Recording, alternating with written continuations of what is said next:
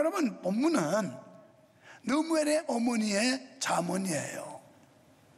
느무엘은 왕이었는데 그 왕의 어머니가 왕인 아들한테 당부하는 이런 내용인데, 왕으로서, 지도자로서, 권력자로서 해야 할 일과 하지 말아야 될 일에 대한 두 가지의 교훈을 하는 게 본문의 내용입니다. 그러니까 왕의 어머니는 사랑하는 아들 느무엘에게 통치자로서 정력을 낭비하지 말고 불쌍한 자들을 돌보는 데 힘쓰라, 이렇게 가르치고 있어요. 우리는 낭비하면 안 됩니다. 하나님이 주신 건강과 하나님이 주신 시간과 하나님이 주신 물질을 낭비하는 건 하나님 앞에 범죄예요. 이번에도 저와 동행하던 사람들이 놀랬을 겁니다. 우리 목사님은 그릇이 작아서 쫀쫀해가지고 그럴지 모르지만 우리 그렇게 하고 선교하는 거예요. 그렇게 지독하게 살고 남을 돕는 거예요. 우리 교회 유목사 변변치 않고 시원찮고 그런데 왜 하나님이 이렇게 잘되게 하겠어요? 뭔가 하나님이 볼 때 그래도 어여삐 볼 수 있는 예쁜 짓 하나는 있으니까 이렇게 교회 복을 주지 그냥 복 주겠어요? 그래서 우리가 이 성비도 안 맞고 그래서 방을 어쩔 수 없이 하나를 더 써야 되는 판이고 막 그래서 그랬어요. 엑스트라 베드를 하나 더 넣자. 그래서 3명이 한 방에 자라.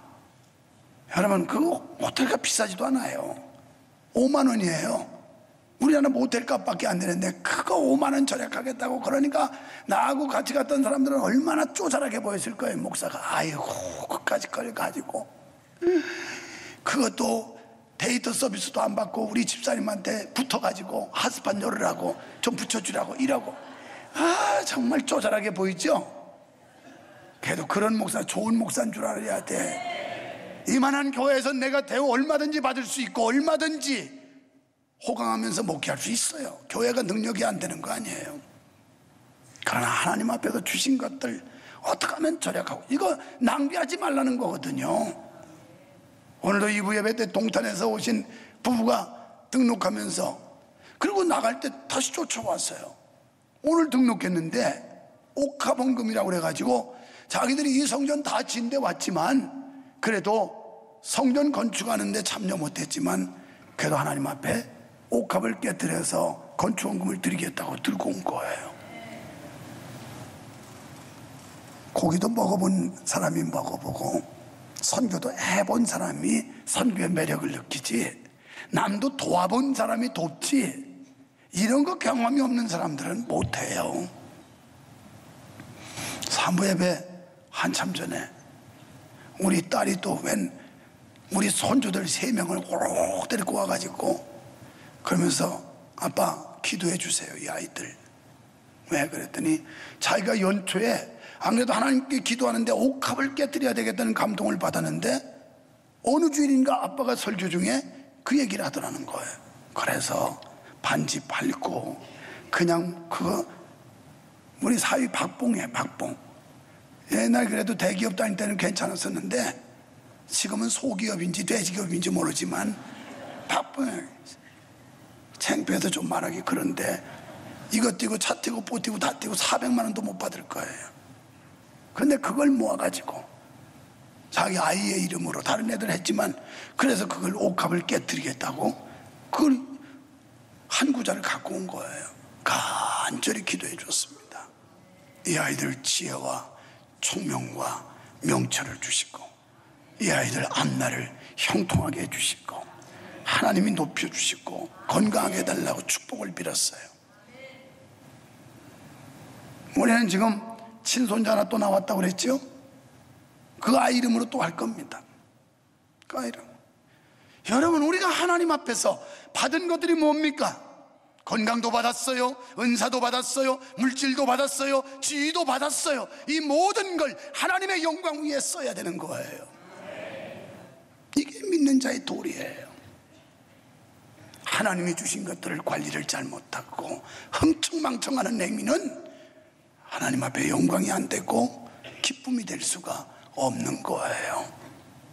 지금 하나님이 주신 위치와 권력과 정력을 낭비하지 말아라, 자기 아들에게 간절하게 호소하는 르무엘의 어머니의 교훈입니다. 여기서 주목할 만한 내용은 통치자로서 왕은 항상 불쌍한 자들을 잊지 않고 돌보아야 한다는 겁니다. 사실 지위가 높은 사람들이 지위가 낮은 사람들을 가까이 하기는 어려워요. 그리고 부유하고 수준 있는 사람들이 자기보다 급이 낮은 사람들하고 친근하게 교제한다는 것도 쉽지도 않아요. 그런데 오늘 본문은 그래 하지 말라는 거예요. 여러분이 권세를 가졌습니까? 여러분이 지위가 있습니까? 여러분이 미모가 있습니까? 아니면 재물이 있습니까? 우리는 이런 것들을 가지고 나약한 자, 힘없는 자, 이런 사람들을 돌아보라고 르무엘의 어머니는 왕인 자기 아들에게 간곡하게 당부하는 내용이 본문이에요. 왜냐하면 지위가 높을수록 교만해지기 쉽고 약자를 무시하기가 쉽습니다. 그러나 지혜자는 불쌍한 자를 잊지 않고 돌보라고 말씀합니다. 물론 그 이유는 불쌍한 사람을 돌보는 것은 곧 하나님의 뜻이기 때문이라는 거예요. 마태복음 25장 31절 이하에 보면 주님께서 오셔서 오른편에는 양과 왼편에는 염소를 놓고 그러면서 오른편에 있는 자들에게 상급을 베푸고 칭찬하면서 너희는 내가 줄였을 때 먹을 걸 주었고 벗었을 때 입을 걸 주었다 그랬더니 주님 아니에요, 우리는 주님 본 적이 없어요, 주님한테 그렇게 한 적이 없어요, 지극히 작은 자 하나에게 한 것이 곧 내게 한 것이라. 왼편의 염소 그룹에게 이야기합니다.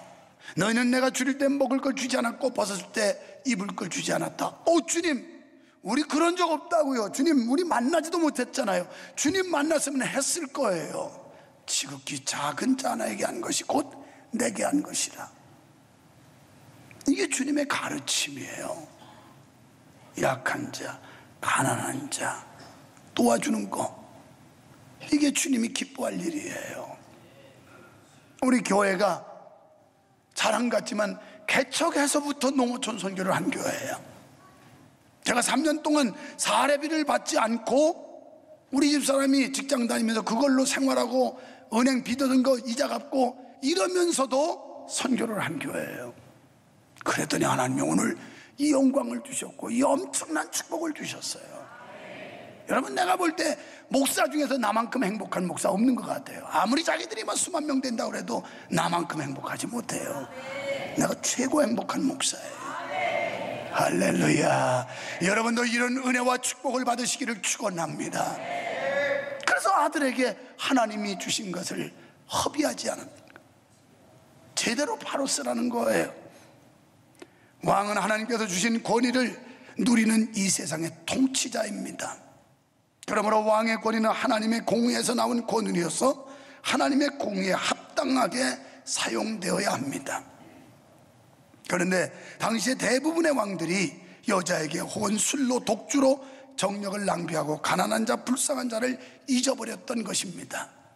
그러다 보니 하나님의 공의를 실현하지를 못했던 것입니다. 이러한 일들을 보한 왕후로서 아들에게 정력을 낭비하지 말라고 충고하고 있는 거예요.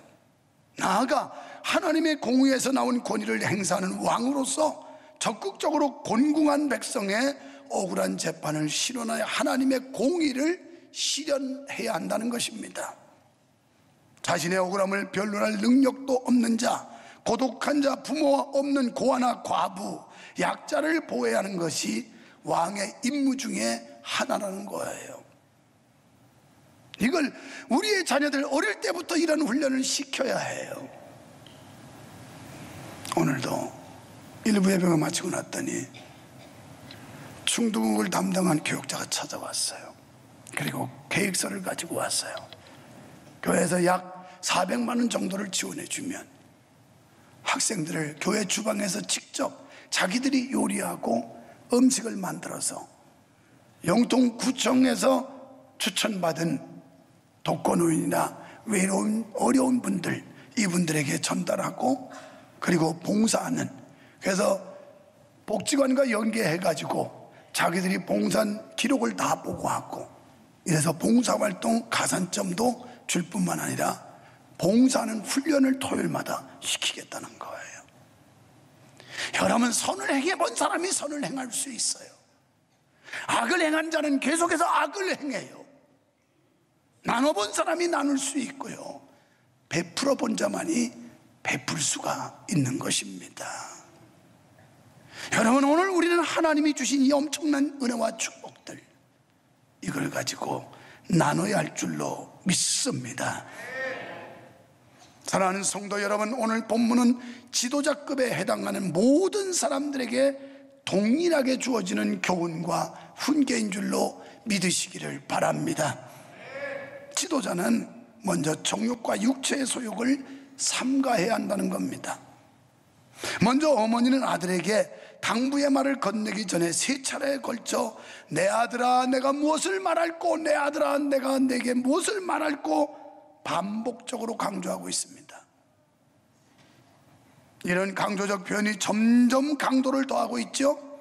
내 아들아, 내 태에서 난 아들아, 소원대로 얻은 아들아, 그러면서 그 아들에게 간곡한 마음으로 호소하는 이 엄마의 심정, 우리는 이런 심정을 가지고 우리의 자녀들을 신앙으로 양육해야 되고 훈육해야 된다는 사실을 믿으시기를 바랍니다. 그렇다면 신신당부하며 간곡하게 권면하는 첫 번째 내용이 뭘까요? 여기서 어머니는 아들 솔로몬을 향하여 내 힘을 여자에게 쓰지 말라 하고 했습니다. 4절에서는 포도주와 독주를 마시거나 찾지 말아라, 그러니까 여자와 술을 가까이 하지 말라는 권고요, 훈계였습니다. 사실 솔로몬은 말년에 이렇게 살았어요. 많은 여자를 거느리고 술로 날을 보내면서, 사실 바쁘고 또 전쟁을 하고 이럴 때는 그럴 여가가 없었어요. 한가하니까 죄를 짓는 거예요. 성전을 건축하고 예루살렘 성곽을 건축하고 그 다음에 이방 나라 정복하고 이럴 때는 여념이 없었어요. 그런데 모든 태평성대를 누리면서 안정되니까 그때부터 변질하고 타락하기 시작했어요. 나는 목회하면서 그런 사람들 참 많이 봅니다. 어렵고 힘들 때는 그렇게 주님 사랑하고 교회 섬기고 하다가 이제는 배불러지고 등 따시니까 언제 그랬느냐는 듯이 등 돌려버리고 하나님을 멀리하는 배은망덕한 행위들을 많이 보게 됩니다. 우리 이러지 맙시다. 하나님의 은혜에 끝까지 감사할 수 있는 올곧은 신앙을 가지시기를 축원합니다. 끝까지 믿음 가지고 하나님의 영광을 위해서 살아야 됩니다. 여러분, 말년에 솔로몬은 많은 이방 여인들을 취했어요. 정복전을 하면서 이 평화를, 태평성대를 누리겠다고 정략적 결혼을 한 거예요. 그래서 그 나라의 여자들을 데려다가 부인 삼음으로 인해서 더 이상 반역을 일으키지 않도록 하겠다고 하는 인간적인 생각으로 정략적 결혼을 한 거예요. 그러나 이런 일들은 거룩한 하나님의 백성으로서 엄히 경계해야 할 무서운 악행이었습니다. 이렇게 이방 여인들과 정략 결혼을 하다 보니까 이스라엘 나라는 우상들이 막 치고 들어와 가지고 완전히 여호와의 신앙이 변질돼 버리고 우상국가로 전락하는 비극, 정말 타락하고 패역한 이런 나라를 만들게 된 거예요. 당시 이런 형편을 곁에서 지켜보던 어머니로서 술과 여자를 멀리하라고 간곡하게 권면하였던 것입니다. 여러분, 이런 권면은 이 세상 남자와 가정에게 주는 공통적인 교훈인 줄로 믿습니다.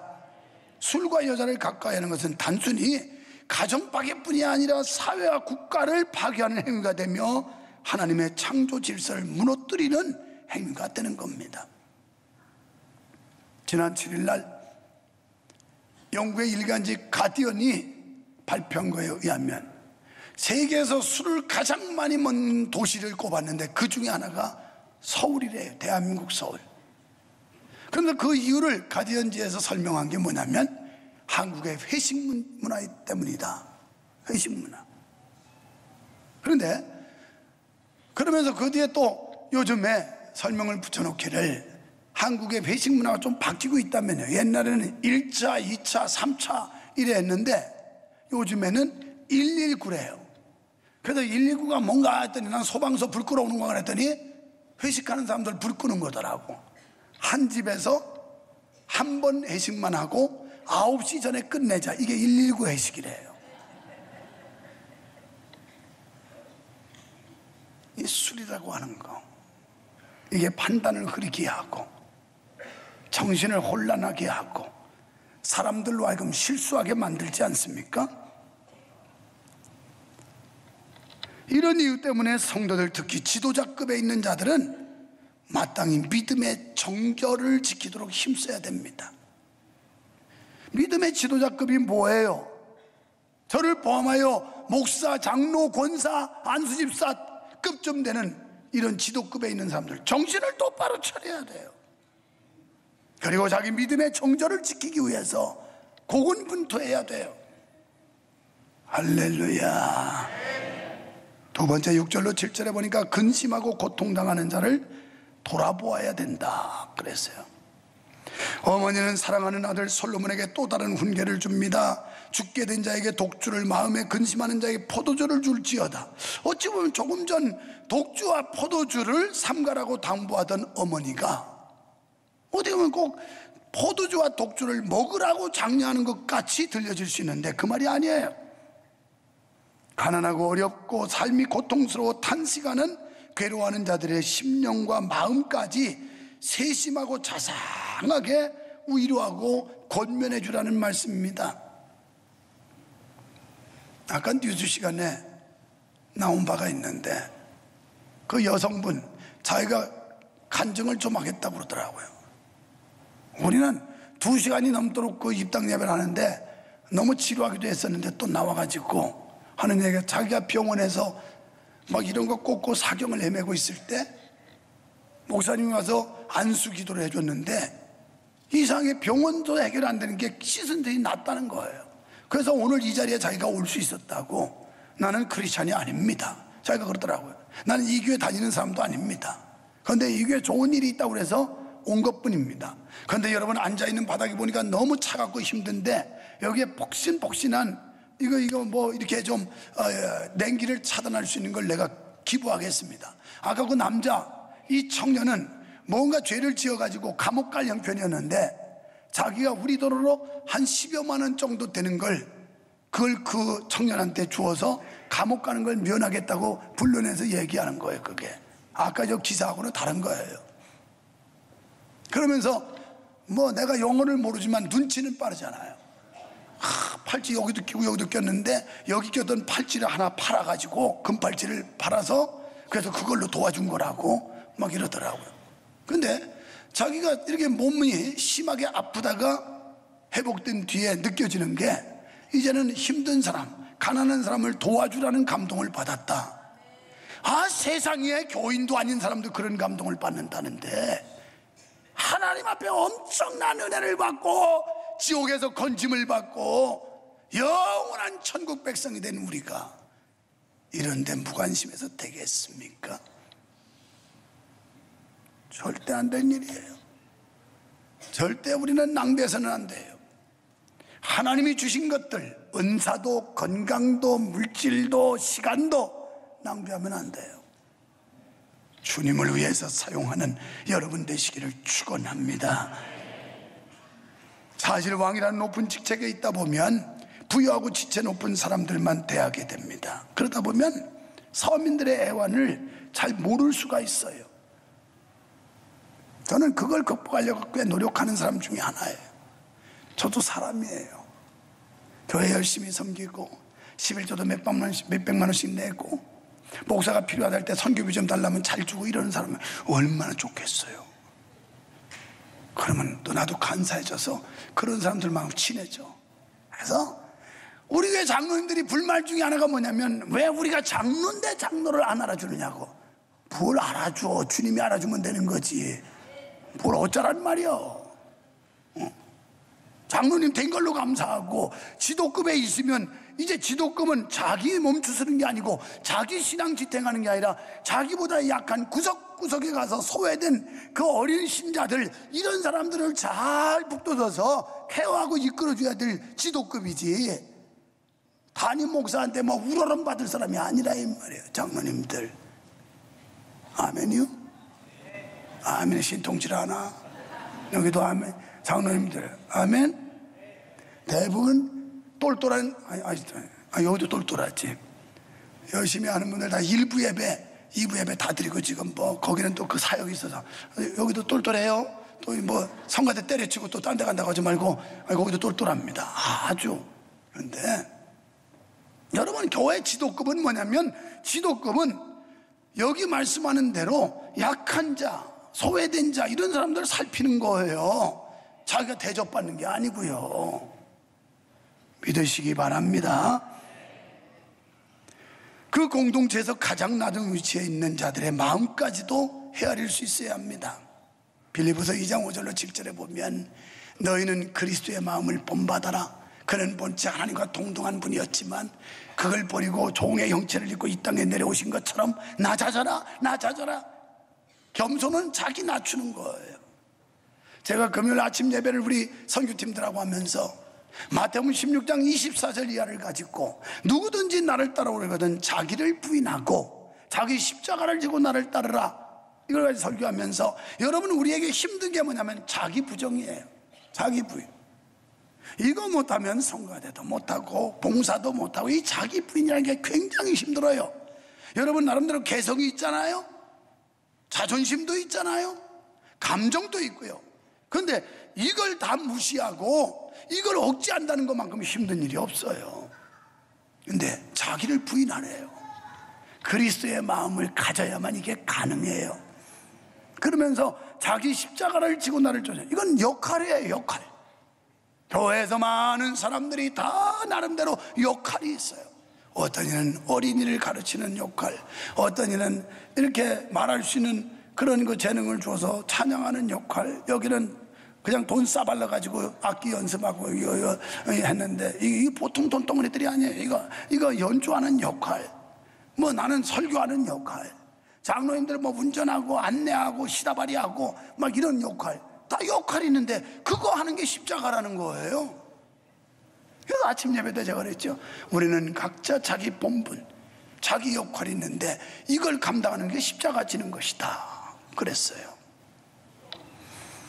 세 번째는 8절로 9절에 공의로 다 공평하게 하라는 거예요. 공평. 저도 사람인지라 치우칠 수 있어서 그냥 똑같이 취급해요. 그냥 다 안 가. 그냥 안 가면 다 안 가야지. 자기 입맛에 맞는다고 기분 좋게 한다고 그 집만 뻔질나게 그냥 풀방울이 쥐들하듯이 왔다 갔다 하면, 그렇지 못한 사람들이 얼마나 서운하겠어요. 그래서 공평하게 대하라는 거예요. 공정하게 대하라는 거예요. 공의로. 이게 쉽지 않아요. 어려운 거예요. 어머니는 마지막으로 솔로몬을 향해 공의로 나라를 통치하라 당부합니다. 8절과 9절에서 너는 벙어리와 고독한 자의 송사를 위하여 입을 열지니라. 너는 입을 열어 공의로 재판하여 간곤한 자와 궁핍한 자를 신원할지니라. 여기서 벙어리란 스스로 송사하고 항변할 능력이 없는 자를 가리키는 거예요. 아무튼 이들은 하나같이 스스로의 능력 결핍과 남의 도움을 받아야 하는 자들입니다. 어머니는 솔로몬에게 왕 자신이 바로 이런 자들에게 도움을 줘야 한다, 이런 권면과 훈계를 하고 있는 거예요. 그 방법이 뭡니까? 그것은 공의로 나라를 다스려야 된다는 겁니다. 사실 왕의 권한은 대단합니다. 왕 한 사람의 의지에 따라서 그 사회는 의로워질 수도 있고 부정해질 수도 불의해질 수도 있어요. 더군다나 우리나라 대통령 중심제 같은 제도에서는 더더군다나 그래요. 그 지도자 한 사람의 영향력이 나라를 엇부터 차쳤다 할 수 있어요. 이런 면에서 우리는 왕을 잘 뽑아야 돼요. 잘 뽑아야 돼요. 사회와 공동체에서 지도자로 부름받은 우리 성도들은 더욱 본문의 훈계에 귀를 기울여야 합니다. 먼저 온갖 육체적 소유과 향락을 삼가고 자신의 몸과 마음을 성결하고 정결하게 해야 합니다. 그리고 항상 공의를 따라 판단하고 공의를 쫓아 행동하는 여러분 되시기를 축원합니다.